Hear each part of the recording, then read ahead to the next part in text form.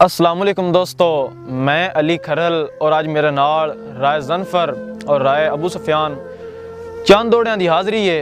तो तुहाडे नाल गुजारिश है, अगर वीडियो फेसबुक पेज ते वेंदे पे हो तो पेज नूं फॉलो करो और अगर यूट्यूब चैनल ते वेख रहे हो चैनल नूं सब्सक्राइब ज़रूर करना है। सुफियान भाई शेर के जिंदगी दा साईं सफ जिंदगी दी वलटीन तू अगदू हाटा हई आस अखीरली दिल गुस्तान इच दफनीन तू अगदू हाटा और मेरे ला वारिस तेरे ला परवाह सदवीन तू अगदू हाटा हट बास हिजर दी डैणा दे सा पीण तू अगदू हाटा।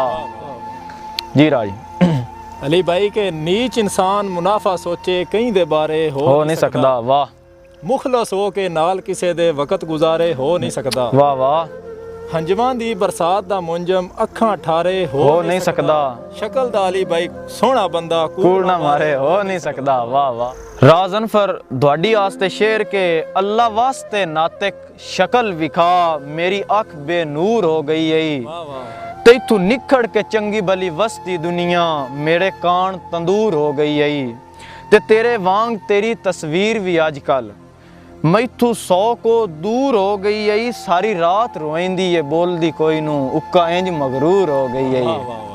जी सुफियान के साडे दिल नू शौक लुटीवण दा वाह वाह तेरे मगर जहान लुटा छोड़ा वाह जिथू गुजरे सेज मुहब्बतां दी सने अखियां हेठ विछा छोड़ा। वाह वाह ते अली भाई तेरे सुखां ते कावश तन मन धन वाह वाह जिवें तू आखें उंजे ला छोड़ा बाकी जान दी लोड़ ही तोड़ आवां यो विकां दे हथ पड़ा। हाय वाह वाह राजी शेर के सुन लो इश्क बीमारी दा तापे कसमे वारी दा ओ कच्चे घर नहीं लुटी दे मोया नू नहीं मारी दा जिब हुंदी ये बोलन लई कम लैंदन आरी दा प्यार खरीदन आया सी ओ मूँह ते वेख वफारी दा।